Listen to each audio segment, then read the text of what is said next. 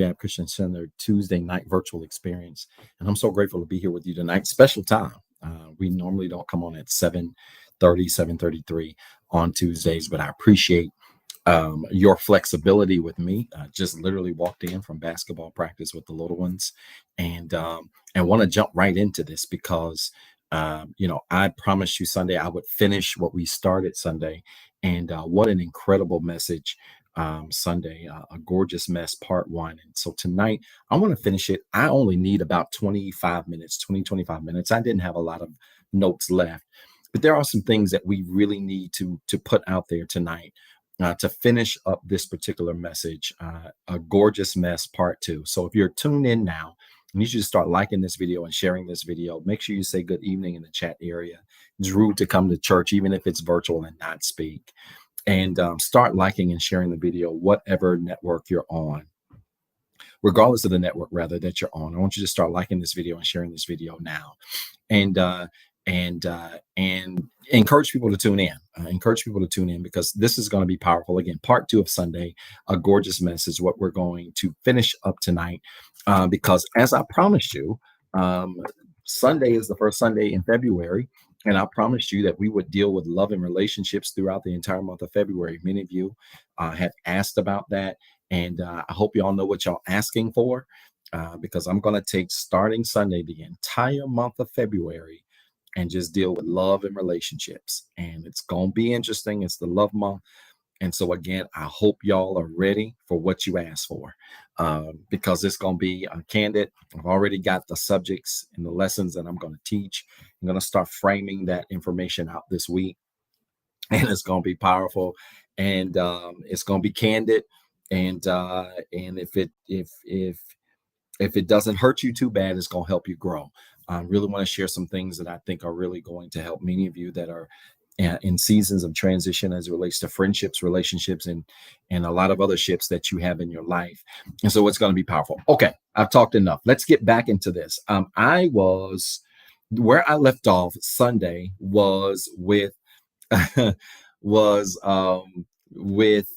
this connection between poor self-esteem and humility is where we left off. And if you have not watched part one of this message from Sunday, I would highly encourage you to do it. I've watched this message 3 times. I've listened to it rather 3 times in the last 48 hours. I taught it, I know, but I've literally listened to it myself, because while a lot of those areas that I taught, I have grown through, it was just good to hear the reminders, right? Sometimes when we help other people, believe it or not, we are sometimes either helping ourselves as well or positioning ourselves to be reminded, right? And it was really good Sunday. If I must say so myself, just really a good reminder of some things that we all need to be thinking about as it relates to our self-esteem and where God really wants us to be in our lives, and where really many of us take God even out of it, where really many of us want to be and desire to be in our lives, right? And so we were in St. Matthew chapter 11, verse 28 through 30 in the NIV.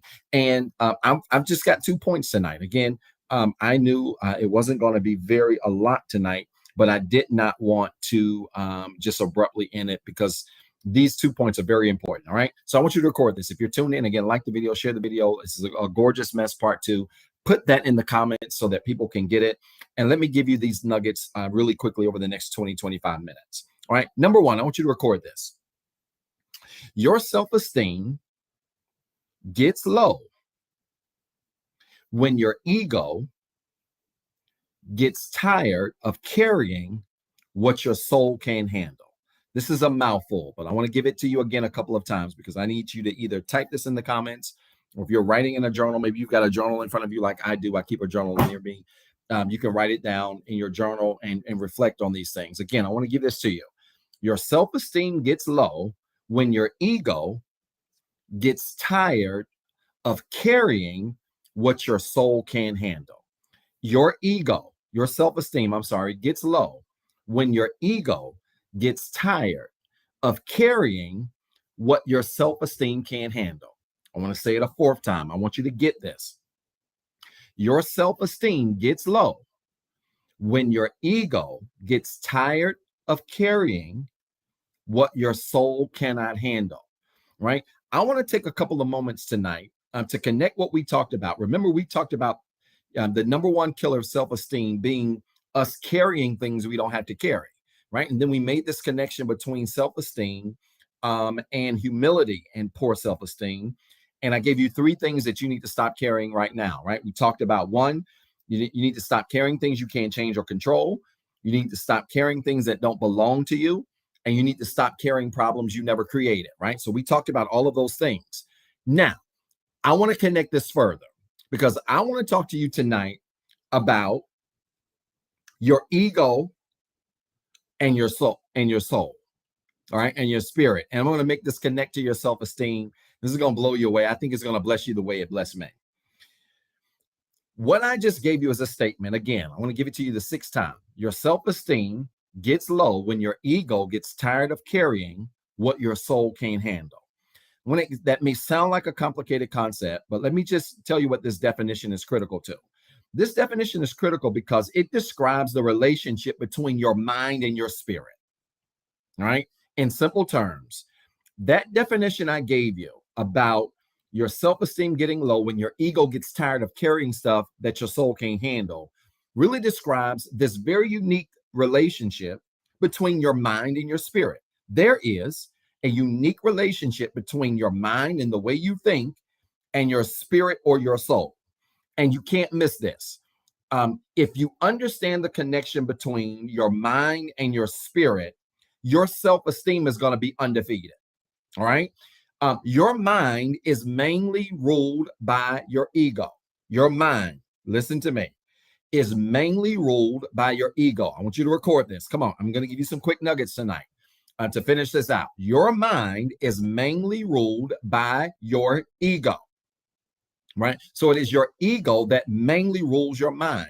It's your ego that makes you focus and worry and dwell on what happened in the past.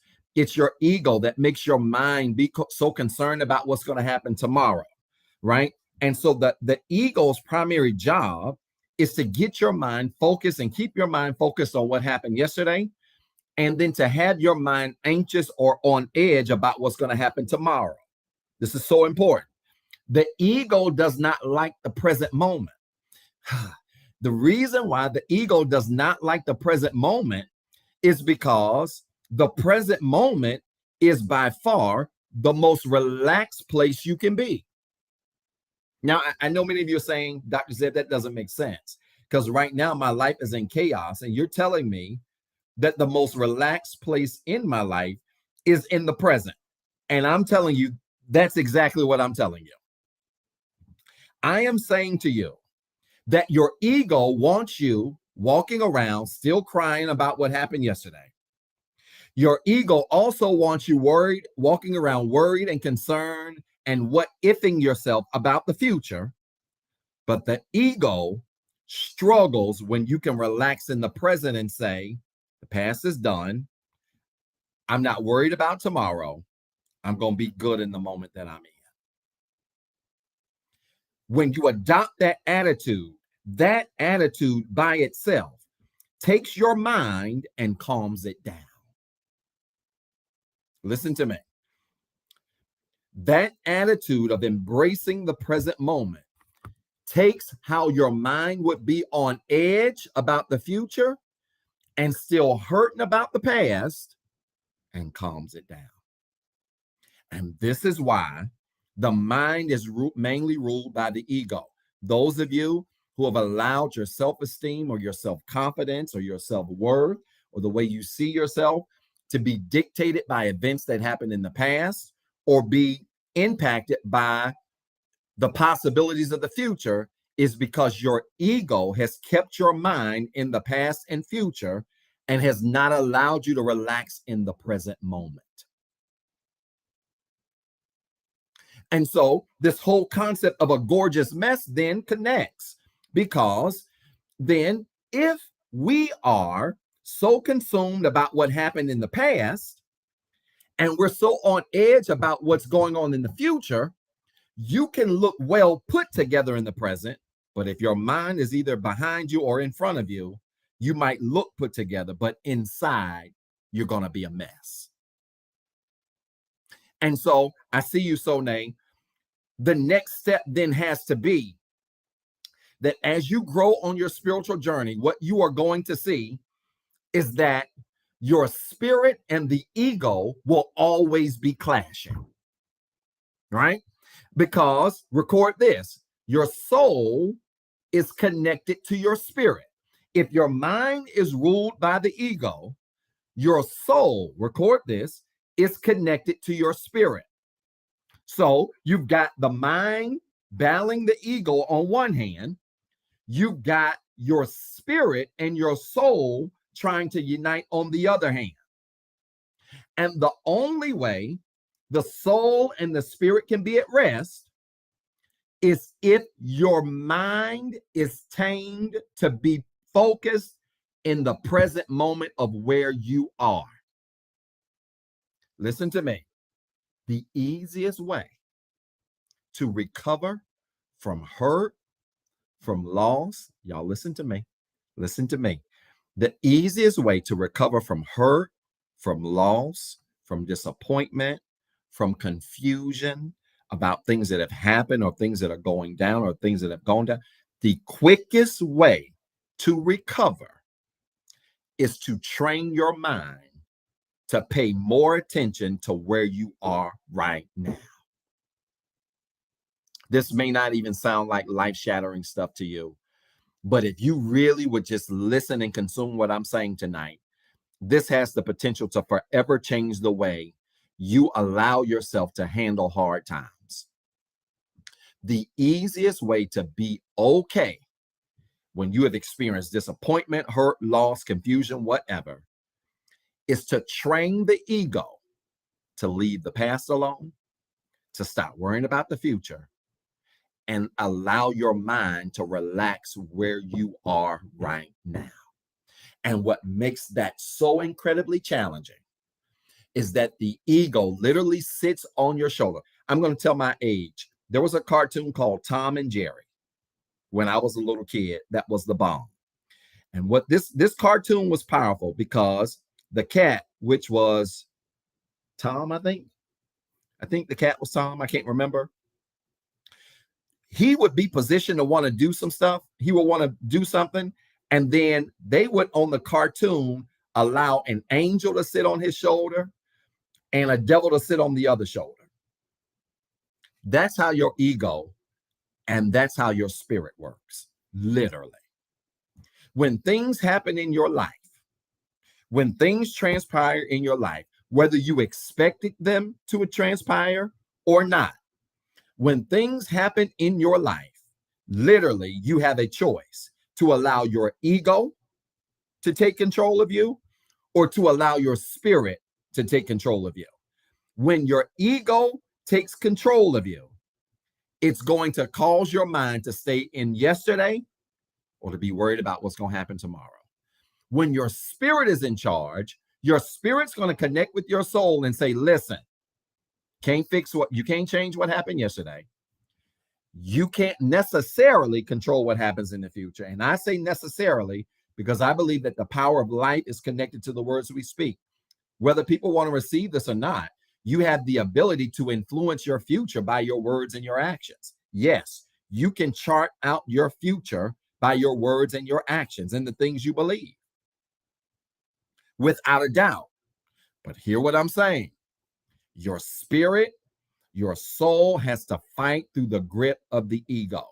And so what I discovered is that people struggle, if we understand them, that the mind is mainly ruled by the ego and your soul is connected to the spirit, then I discovered, let's connect it all.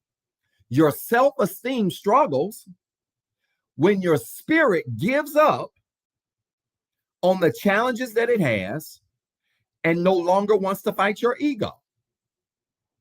Could it be? Let me say this in layman's terms. I feel like I'm in full nerd zone tonight. I hope y'all are following me. If you are, say amen, say ouch. Give me a hand emoji, do something if this is making sense. In layman's terms, when your soul gets tired of fighting against your ego, your self-esteem is going to suffer. When your soul says to your ego, listen, you got it. When your soul says to your ego, listen, if you want to ruminate in the past, go right ahead. If you want to be worried about the future, go right ahead. When your soul gets to that point, your self-esteem is going to plummet. Because at that point, not only has your ego taken over your mind, your ego is taking over your spirit. Is this making? I feel like I'm too deep on the edge of the deep end tonight. This making sense to anybody? Your ego, when your spirit gives up, your ego not only takes over your mind because it's dominating the past and the future, your ego takes over your spirit. And this is how people go from not only having anxiety about the past or the future, but they fall into depression. They fall into depression when their ego, which is concerned about the past or the future, begins to dominate their spirit. When your ego, which loves the past and the present, I know I sound like a broken record. I'm a teacher by trade. When your ego dominates the past and the present, and it takes over your spirit, that's when depression's coming.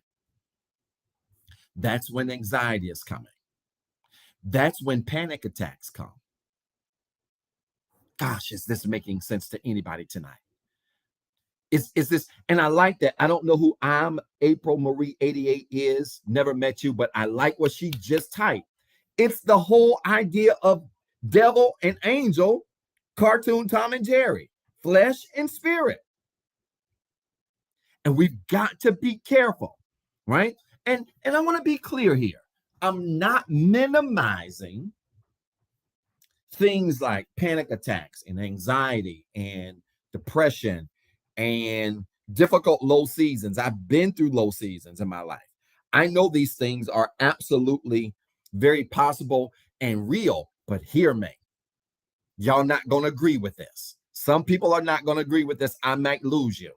But I need you to hear me and hear me in love. I'm not being critical. I'm being sincerely honest with you. And I'm being sincere because I want to see your life change. While I know those things are all real, listen to me. If we take a step back and think about how the ego wants to ruin our mind and spirit by focusing on the past and the present, and we recognize that the only way the ego can really overcome us is when it dominates our spirit. When you take a step back and look at it that way, you come to a very candid conclusion. And that is, you have more control over depression than what you think. You have more control over anxiety than what you think. And I'm just talking about this solely from an ego soul perspective. We're not even putting God in it yet. Because then when you add God into all of that, see, here April Marie is again. We're on the same. When you add God into all of that, when you add God on top of the fact that your ego can be tamed by the thoughts we entertain, our soul and spirit can remain in alignment by not allowing our ego to get the best of us. How do we allow our ego to get the best of us? By focusing on the past and the future. When you add God to the equation, depression ain't got a chance. Anxiety don't have a chance. Panic attacks don't have a chance. I know I want y'all to consume this tonight. I know this is a lot, but I want you to consume this tonight because Dr. Zeb isn't saying your depression isn't real. Dr. Zeb isn't saying that your anxiety isn't real.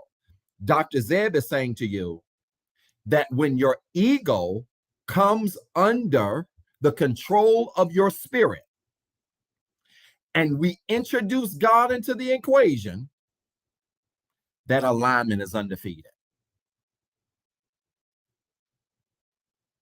That alignment is undefeated. When your mind, body, I want you to record this now.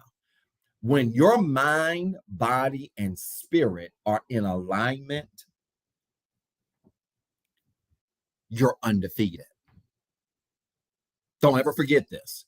When your mind, body, and spirit are in alignment, you're undefeated. There is nothing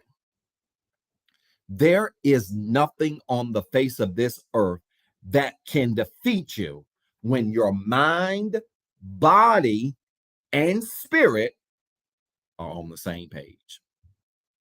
When your mind, ego, your body, flesh, spirit, soul is in alignment, there's nothing that can defeat you. Nothing. You can't be defeated. Problems can't defeat you. Hard times can't defeat you. Job loss can't defeat you. Breakups can't defeat you. But we can only get there when we get into alignment with those three things. All right. So this alignment between mind, body, and spirit is critical to growing out of this space of allowing self-esteem to damage who we are and to damage what we represent. Let's go further. I got one more note for you here. Again, we are in St. Matthew chapter 11, verse 28 through 30, the NIV, where Jesus tells him, he says, listen, come to me, all of you that are tired and burdened. I'll give you rest. Take my yoke upon me, learn from me. I'm gentle and humble of heart. You'll find rest for your souls. Because again, when you burden down, your mind is only thinking about what happened. And when that overwhelms you, it takes over your spirit. God says, give that to me, and in exchange, I'm going to give you rest. All right? In exchange, I'm going to give you rest. Then he says in verse 30, for my yoke is easy and my burden is light. That's what I want to deal with really quickly. I'm over, y'all. Can y'all give me 8 more minutes? Listen to me. I want you to record this. This is going to change somebody's life. You ready? Record this right now. When we carry excess things, over time, we become one with those things. I'm going to explain it. I'm going to connect all of this, and I'm going to leave you alone. Record it. When we carry, thank you so much, Kiana. When we carry excess things, over time, we become one with those things. And I'm going to make this connect to your self-esteem, why some of you feel the way you feel about what has happened in your past, and why you are struggling to get out of the mud, to shake how your past and situations that have happened in your past, or you're worried about the future, how that has caused you to struggle with shaking your self-esteem and confidence and getting back on your feet. And the answer is in this statement. When we carry excess things, over time, we become one with those things. It ain't accidental that Jesus tells the people, the only way to lighten your burdens and your load is to take your burdens and give them to me. Because if you take your burdens and give them to me, then you no longer will carry for extended periods of time things that you should no longer be carrying. I want to make this statement again. I need you to remember it. When we carry things in excess over time, we become one with those things.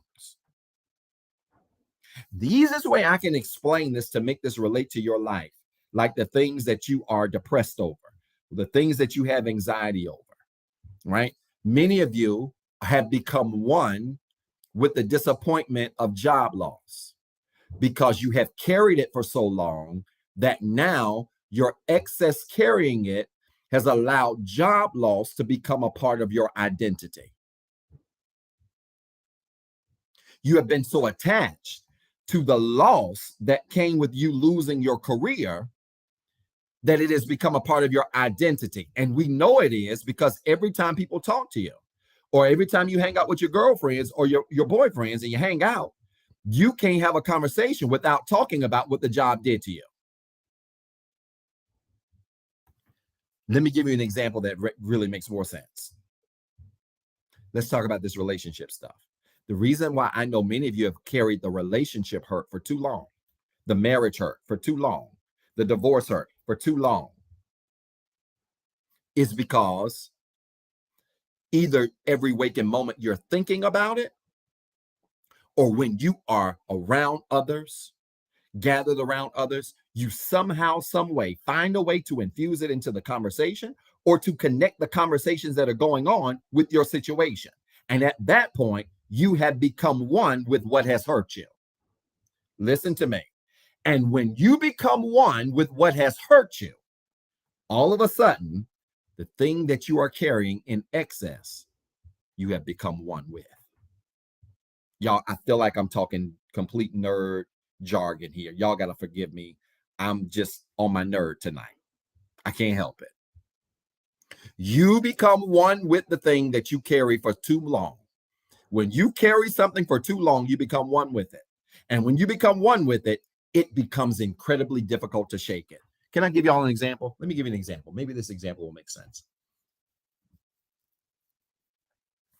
Let me give you an example that maybe will make sense.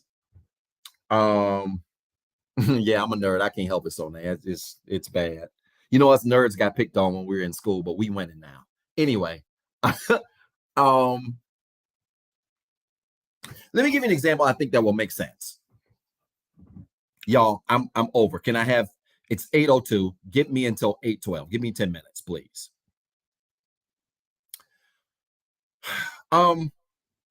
Think about weight loss. Think about weight loss. Take a person.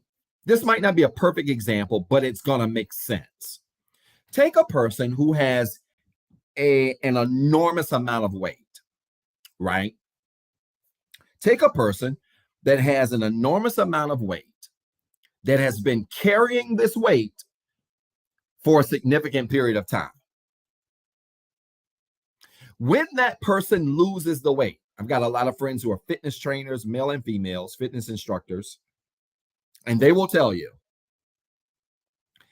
that when that person loses weight, yes, there is a physical appearance change,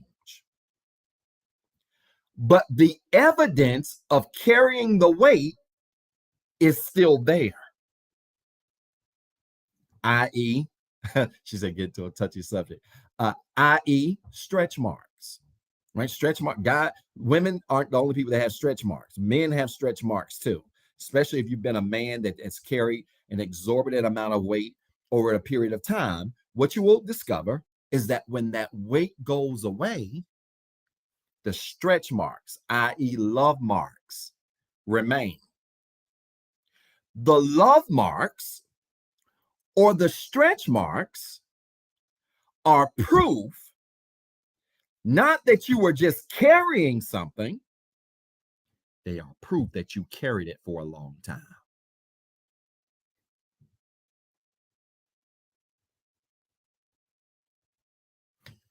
The stretch marks, the love marks, are proof that you carried weight for an extended period of time. Is the weight gone? Yes. Are the pounds gone? Yes. But the evidence remains.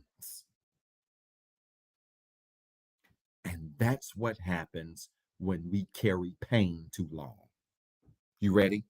Some of you have physically let go of the pain, but emotionally you're still holding on to it.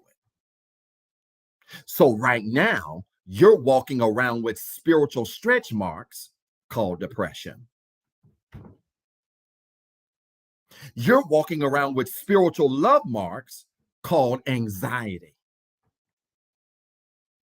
You're walking around with spiritual love marks called inability to focus. So while you should be working at your job, on your projects, you sitting at the computer, but your mind is on what you let go of. Physically, it's not attached to you, but emotionally, it's still there. Is this making sense at all to anybody besides my nerdy mind?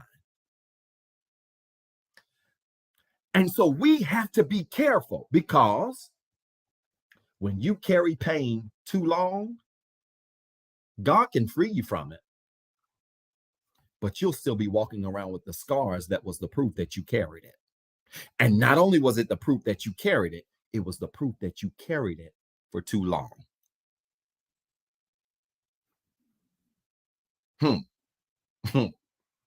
Well, I hear you. Some of you saying, well, hey, doc, I can fix that. Ain't no problem. I can just go and have lipo and just let them cut my skin and pull the fat out and then take my skin back together. And then maybe I won't have, the stretch mark. That's fine. They can go in there and pull the fat out. But guess what? You still gonna have a scar.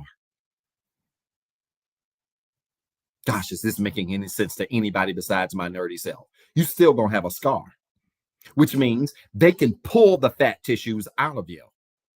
They still got to sew you up. And every time you look at the scar, it's going to be a reminder of what you carry. This point is for all of you that's trying to hurry up and fix it fast. This is for all of you that broke up with somebody yesterday and you dating somebody else tomorrow. This is for all of you that have not taken the time to heal and you already trying to move on. What you are doing is operating in what I call spiritual lipo. I feel like this is going over y'all's head. You're operating in what I call spiritual liposuction, where you're trying to take the fast way to healing. And you don't even realize we can pull the fat out. But guess what? You're going to have the scar for the rest of your life.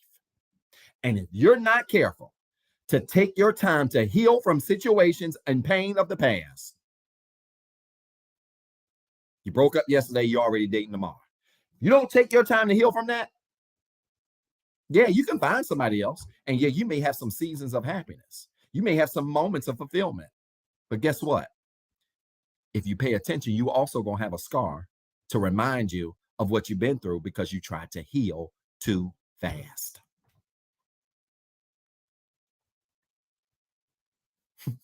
Y'all laughing when I said spiritual lipo. Y'all get the point, y'all. That's my nerd talking. And I see you, Keon. I'm glad I looked up. Is there a time limit on healing? I don't know. I don't know if there's a time limit on healing or not.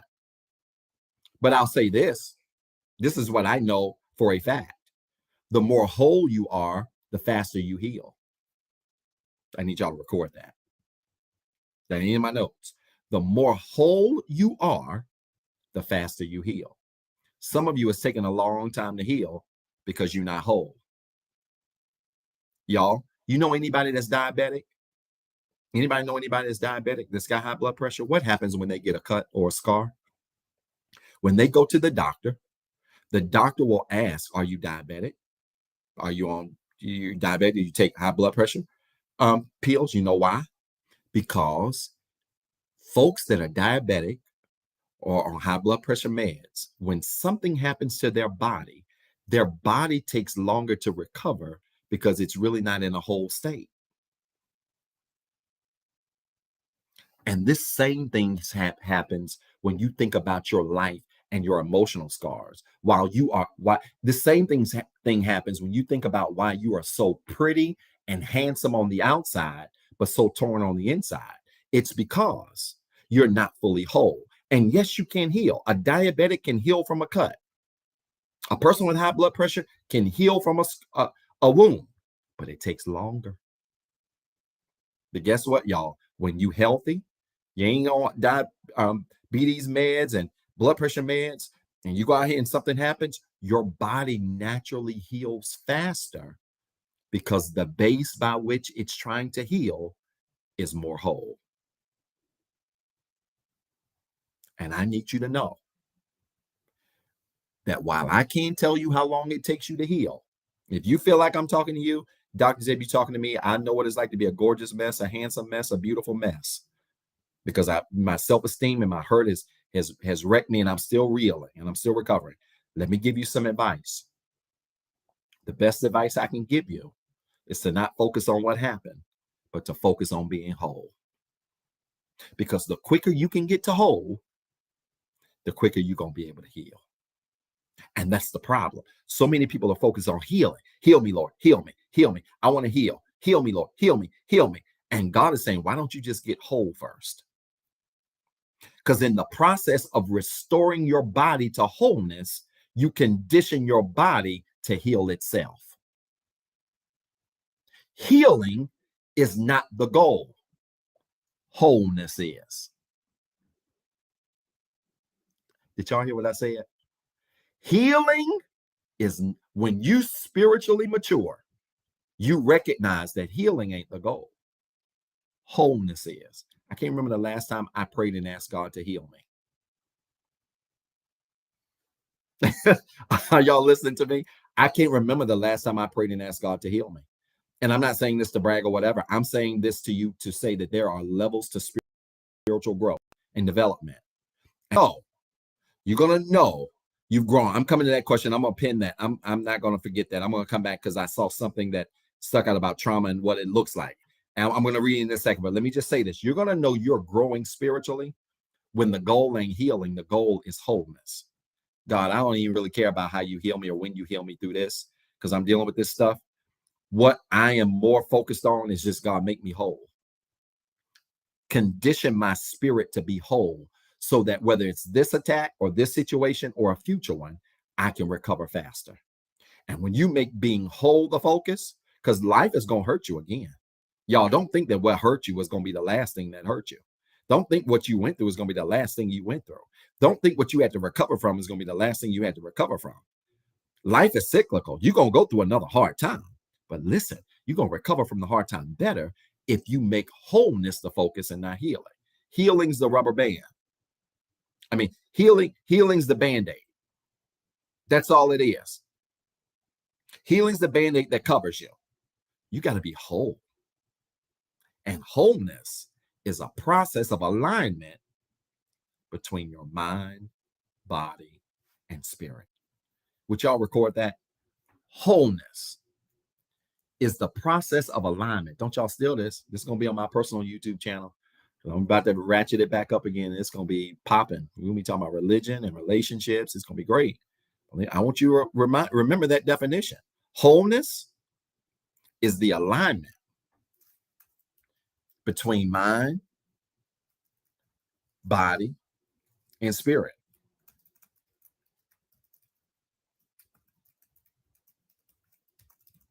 Wholeness is the alignment between mind, body, and spirit. And I like that. Sister Michelle says it almost feels like righteousness, like we are trying to strive to get there. But let me get back to your question, Sister Michelle, and I'll end it with this because I'm way over. It's 8:13. Y'all, I was trying to be off by 7:55. Sister Michelle on Instagram asked a very important question that I want to answer to connect these dots and just tie this all in. She said, what does wholeness look like? Trauma stacked on trauma. Many don't even know what whole feels like. And I think my definition of wholeness really answered that question. Wholeness looks like complete alignment between your mind, body, and spirit. It is literally when your mind and your body and your spirit are on the same page. Wholeness looks like your mind, body, and spirit being on the same page. That's the easiest way I can describe this. And yes, much like righteousness, it's this goal that we constantly strive for. But hear me, you can strive for, but you can obtain wholeness. I'm a living witness. You're going to know you've obtained wholeness when literally your mind and your body and spirit are on the same page, right? Your mind ain't thinking one thing, your spirit thinking something else, and your body telling you something else. Y'all want more relationship? You want another relationship example to end it? Y'all sure y'all ready for this? You done been hurt, you done been broke up with, you done been left, or you did the leaving. And you reeling because of it. You're going to know you're whole from that situation when what your mind is telling you, what your spirit is telling you, and what your body or flesh is telling you is all the same thing. Because your mind might be saying, I need to go back to the situation I was in. Your spirit might be saying, well, I'm going to pray and believe that it's going to work out. And no, your spirit might be saying, this ain't really for you. You don't need to go back to that space anymore. You need to keep moving forward. And your body might be saying, that's all I know. That's all I know. I need to stay where I'm at because that's all I know. I need to try to fix this because, your body is saying to you, this is all you know. This is what you're used to.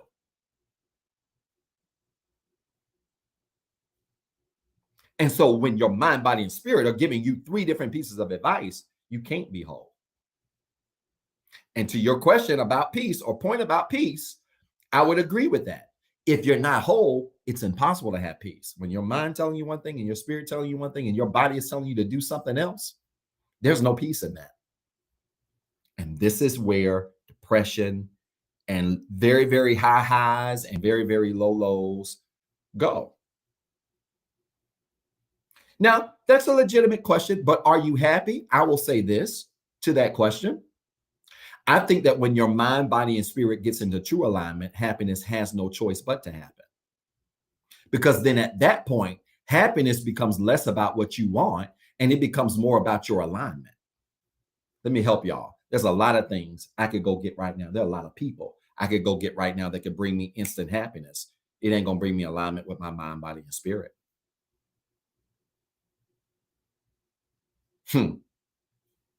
So I'm suggesting to all of you that as you grow and mature spiritually, you'll discover that happiness becomes a byproduct of wholeness and not the other way around.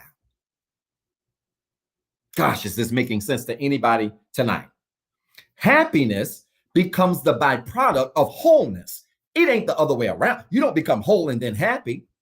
No. You don't become happy and then whole. You become whole and then happy. You don't become happy and then whole. And that's where many people mess up. They make happiness to go. Well, I'm going to just go be happy and then I'm going to be whole. And you're going to have a lot of high highs and a lot of low lows. And that's why people really, when they are peaking and they're happy, they're very happy. And when they down, they about near depressed to the point of almost suicide. I'm serious. Because they made happiness the goal. No. Make wholeness the goal. Because when you make wholeness the goal, you're saying, I'll get to happiness, but for this moment, I just need to align my mind, body, and spirit. And that body is a tricky one, especially for those of you that are reeling from relationship pain and hurt and all that stuff and breakups and stuff. Been there, done that. That body is a tricky one because your mind and spirit can get in alignment. But then if your body ain't under control, your body will crave what you know your mind and spirit is rejecting. I ain't got time to deal with this. I got to stop. It's 8:18. Is this making sense to anybody besides the old nerd? Huh? Y'all fill it up with hearts. Put a hand emoji in there or something if this is making sense. Y'all, mind, body, spirit alignment is critical. Because when your mind, body, and spirit is aligned, your body might be even trying to say some stuff, but your mind and spirit is going to check your body. Wait a minute. I know what you want. I know what you like, but you've been there, done that, and it ain't turned out too well. Why don't you think about doing something different? Why don't you think about trying something different that aligns with your mind and spirit? Why don't you think about trying something different? And we're going to talk about this in February. I'm telling you, all month of February, I'm talking about love and relationships. It's love month. I'm going to teach on that and preach on that every Sunday. And in the nights we have life study, I'm going to deal with it. And we're going to talk a lot about this, but let me tell you something. Some of y'all are reeling because in your mind, you know what you're supposed to do. Your spirit is telling you what you're supposed to do, but your body's struggling. Your body only knows what it knows and what it's used to. And this is how soul ties. You want to know what a soul tie is? A soul tie, a soul tie is when your mind is telling you one thing, but your body and your soul are in agreement with something else. Listen to me. I just gave you the definition of a soul tie. A soul tie, if we know that alignment is mind, body, and spirit, then a soul tie is when your mind is over here saying, hey, y'all, we need to come over here. But your body and your spirit or your soul is pulling you in an opposite direction. I'm going to give y'all an hour on soul ties. That's come. I've got a special week dedicated. I got a special Sunday dedicated to strictly soul ties and sexuality. And sex. I'm sorry, not sexuality. Soul ties and sex. It won't be a Sunday for your kids. Put them in the room and cut the TV up loud. Because many people are getting caught up right there. Many of you, your depression, your anxiety, your self-esteem has long left your mind. Your mind already knows what you should be doing. Your mind already knows that the person you're no longer connected to is no longer for you. Your mind already knows it, but your mind and your soul ain't caught up yet. And that's why you still sneaking on the side, giving them a piece. That's why you ain't deleted their number out your phone. That's why you let them smash and dash every now and then, even though y'all can't even agree and get through an hour of a conversation without arguing. R. Kelly, the pedophile, said it best. My mind telling me no. The pedophile said it. But my body. I know, this is too much for y'all. Just put the kids to bed on that Sunday.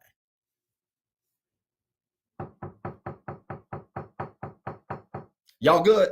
This bless anybody? Can I pray for you? Good. I don't know who Cali Karma is, man, but I appreciate you tuning in, my man. I'm glad this was good to you. This bless anybody? Can I pray for you before you log off? Wherever you are, I want to pray for you right now. I know that I've given you a lot tonight to think about. Charge it to my brain and not my heart. Well, no, charge it to my heart too, because I meant that. But we're going to deal with this all February. Because I don't want you to look good on the outside and your insides are all to pieces. I am really frustrated in dealing with people like this. Not because I have a personal problem with you, but because I can see the potential all over so many people who I just wish could see in themselves what I see. If you only could see in yourself, I said this Sunday, if many of you could only see in yourself what people who love you see in you, it's going to change your whole life, man. It's going to change your whole life. It's going to change the way you see your whole life. But you got to get some mind, body, and spirit alignment. Your mind, body, and soul have to be aligned. And until then, you're going to fluctuate. You're going to have good days, bad days, solid days, weak days. And that's because you're not in alignment. Can I pray for you right now, wherever you are? Not going to even ask you to type in a prayer request unless you just want to. But I want to pray for you right now while I have you really quickly. Okay. I've run way over. This is a 50-minute broadcast that was designed to be 25. But I want to pray for you right now. Let's pray. Wherever you are, I want you to stop and pray with me. Father, in Jesus' name, I thank you tonight for this time of sharing you've given us. It is my prayer that something was said that has challenged somebody, has encouraged somebody, has inspired somebody, not to look at circumstances or what people did, but tonight has inspired somebody to take a step back and ask themselves how they can be better. Help us, God, to walk in full alignment with mind, body, and spirit, so that when difficulties come in our lives, when negative circumstances come in our lives, when challenging times come in our lives, we don't take these things personal. We take them as an opportunity to realign our minds, our bodies, and spirits, to get them all on the same page in the same direction, so that we can minimize confusion and chaos in our lives. And we can be everything you've called us to be, and also everything we desire to be, and much more. Tonight, God, somebody's tuned in live. Somebody's watching the replay. And they heard something tonight that's caused them to remember that many of the things they're carrying, they don't have to carry. It is my selfish prayer tonight, God, that you would give somebody the strength to take all of their burdens and give them back to you.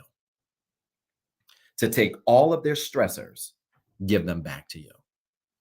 To take all of the things that have them in a place of trauma or confusion, give them back to you. We don't want to carry anything, God, in our lives that's going to weigh our spirits down. We don't want to carry anything in our lives that's going to cause our ego to dominate our minds.